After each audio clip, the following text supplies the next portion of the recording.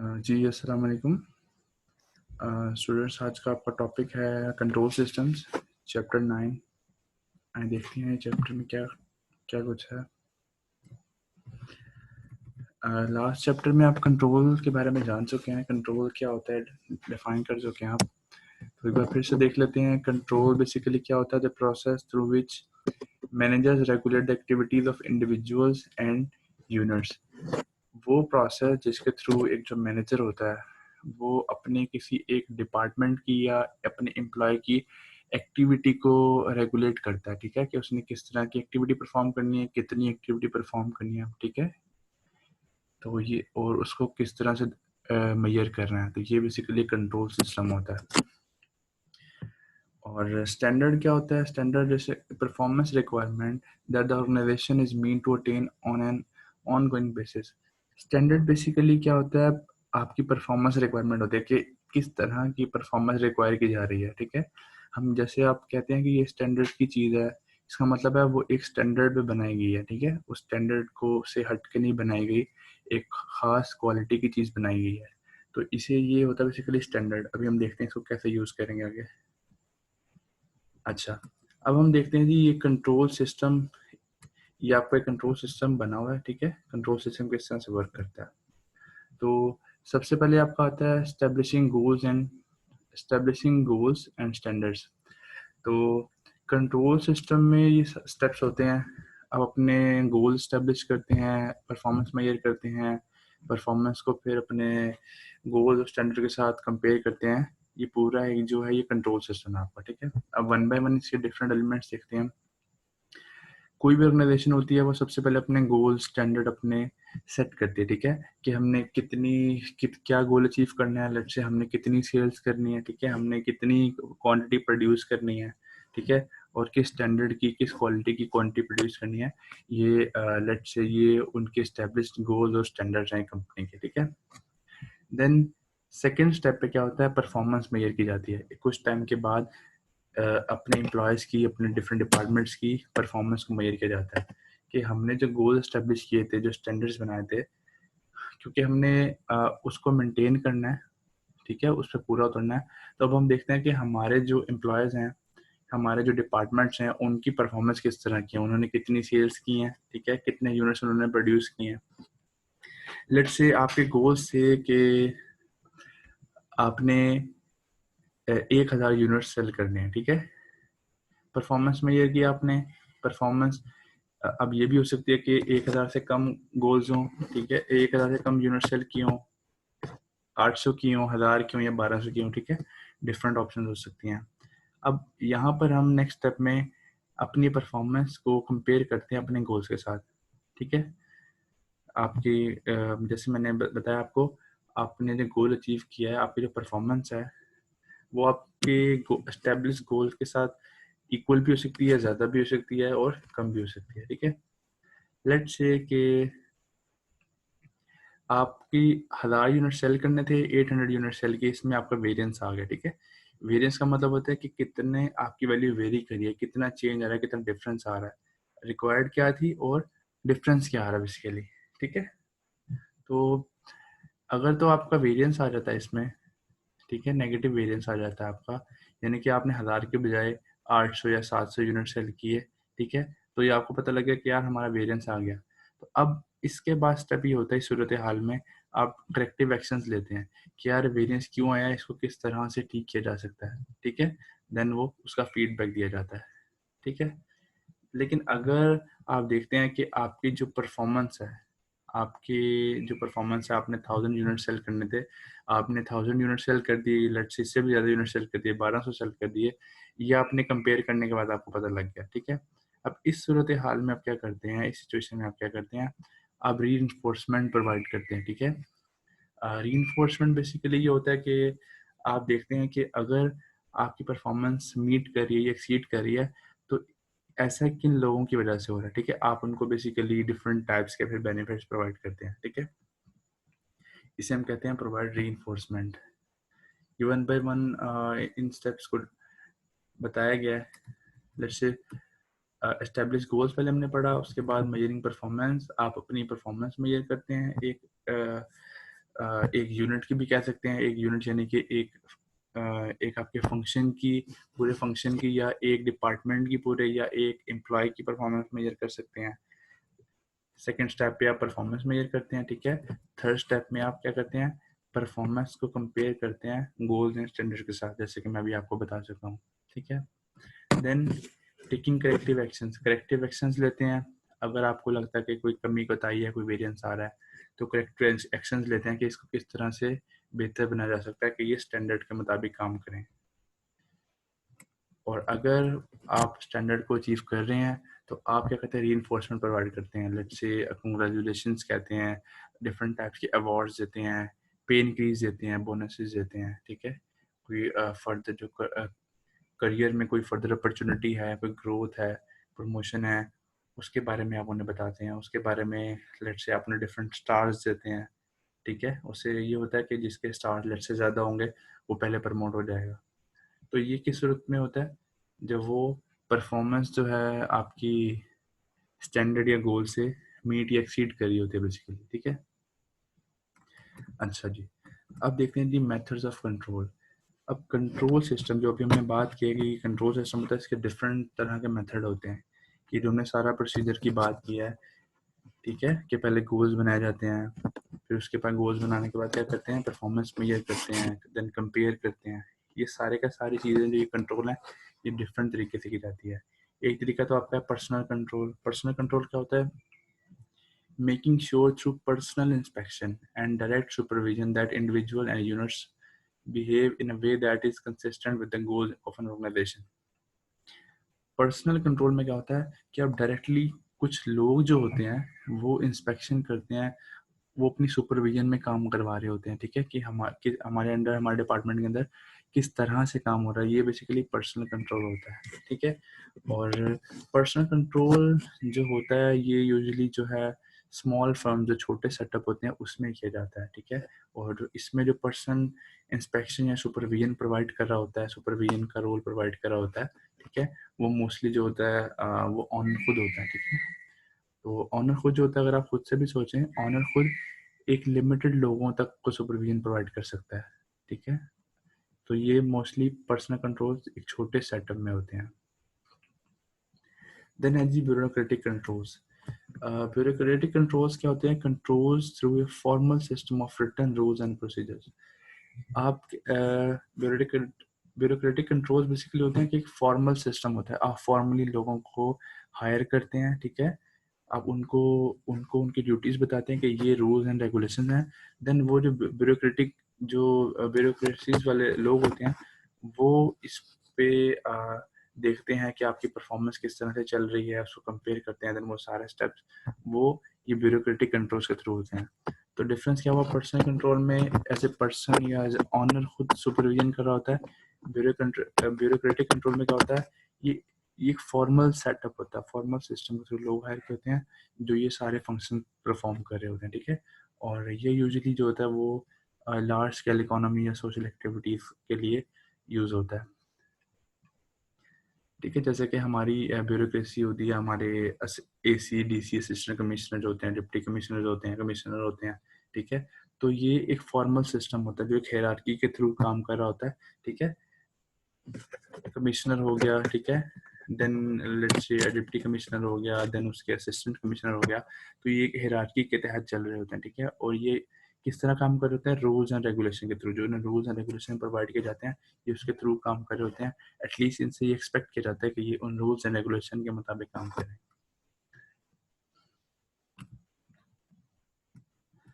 अच्छा, नेक्स्ट है जी आउटपुट कंट्रोल्स।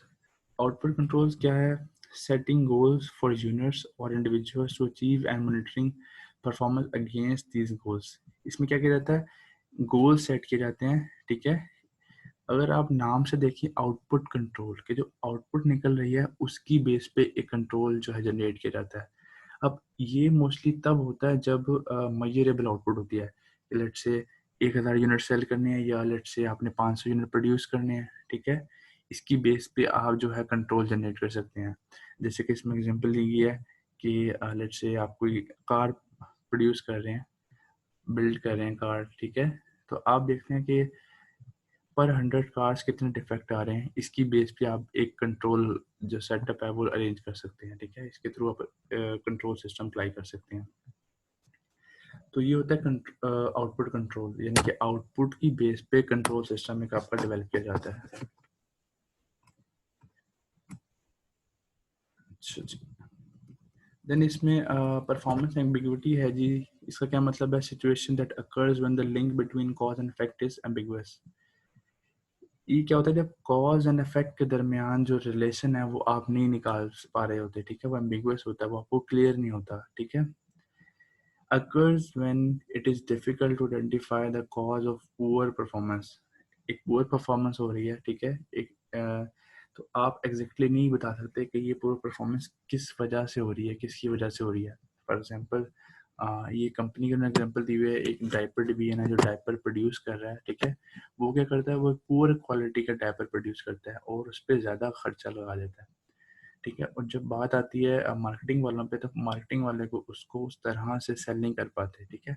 तो देखें एक वेरिएंस आ गया, जितनी रिक्वायरमेंट उतनी प्रोडक्ट्स जो हैं वो मार्केट में सेल नहीं हो सकी, लेकिन परफॉर्मेंस एम्बिग्विटी आ गई। यहाँ पे चीज़ें क्लियर नहीं है कि जो एम्बिग्विटी आई, ये जो वेरिएंस आया, ये किसकी वजह से आया? ये प्रोडक्शन की वजह से आया या मार्केटिंग की वजह से आया? तो इसे बेसिकली आप कहते हैं परफॉर्मेंस एम्बिग्विटी।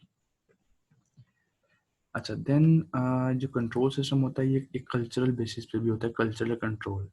इसमें क्या करते हैं? Regulating behaviour by socialising employees so that they internalize the values and assumption of an organization and act in a manner that is consistent with them। Cultural control में basically आप organisation के अंदर एक बेहतर कल्चर डेवलप करते हैं, ठीक है। कल्चर डेवलप करने में क्या होता है? लोगों को पता होता है कि हमने इस कल्चर में रहते हुए किस चीज़ों को, हमारे किस काम को सपोर्ट किया जाएगा, ठीक है, किस काम के अगेंस्ट हमें पनिशमेंट मिल सकती है, किस काम के अगेंस्ट हमें बेनिफिट मिल सकता है, ठीक है, किस चीज़ को सराहा जाता है, किस चीज़ को बुरा कहा जाता है।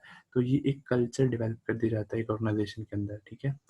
तो उस कल्चर की बेसिस पे फिर ये कंट्रोल सिस्टम बन जाता है, ठीक है। अब कल्चरल कंट्रोल जो होता है पूरे एक ऑर्गेनाइजेशन का, तो जब कल्चर डेवलप करते रहता है तो हर एक इंडिविजुअल अपने सेल्फ कंट्रोल के जरिए, यानी कि occurs when employees regulate their own behaviour so that it is congruent with organisational goals. जब कल्चरल कंट्रोल डेवलप कर दिया जाता है तो हर एक एम्प्लॉय अपने सेल्फ कंट्रोल के जरिए अपना खुद का बिहेवियर जो है वो उसको जो है ऑर्गेनाइजेशन के गोल्स के मुताबिक ढाल लेता है और उसके मुताबिक फिर काम करता है, ठीक है। तो बेसिकली कल्चर कंट्रोल इस तरह से काम करता है।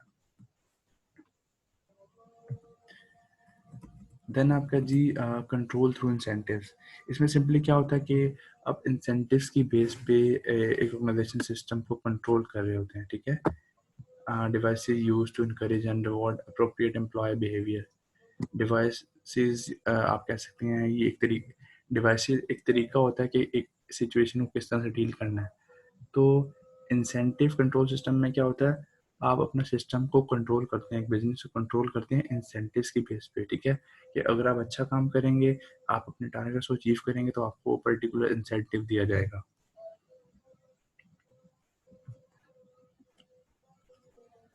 अच्छा जी। देन है जी आपका मार्केट कंट्रोल्स।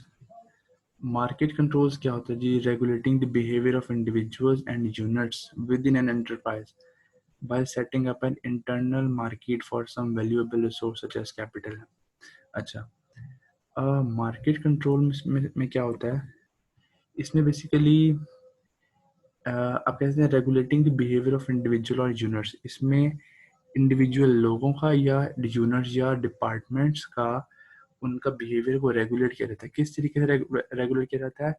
उन्हें एक चीज़, लेट से कोई एक रिसोर्स है, वो अपने बिहेवियर की बेस पे, अपनी आउटपुट की बेस पे, अपनी परफॉर्मेंस की बेस पे उसको एक्सेस कर सकते हैं।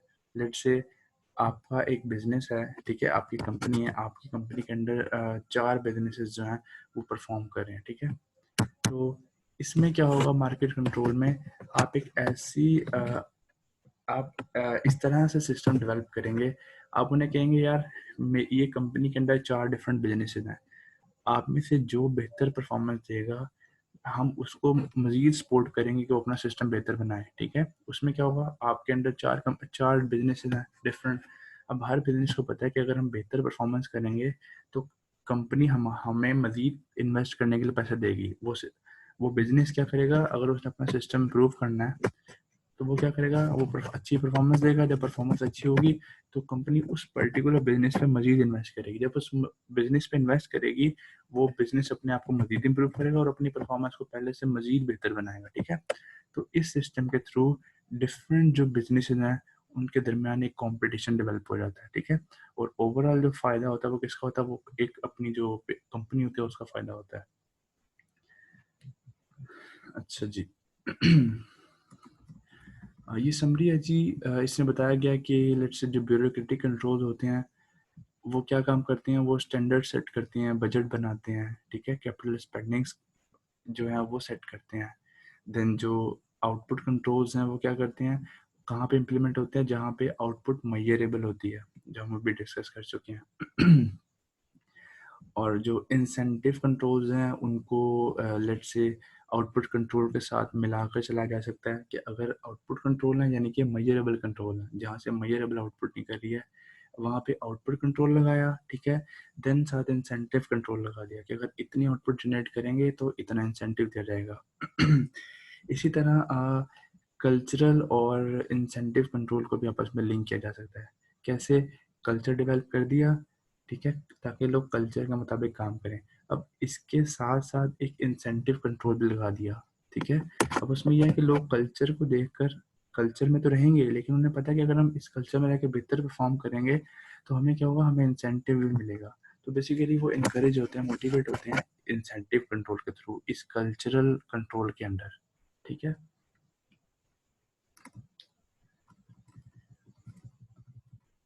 Matching control to strategy and structure.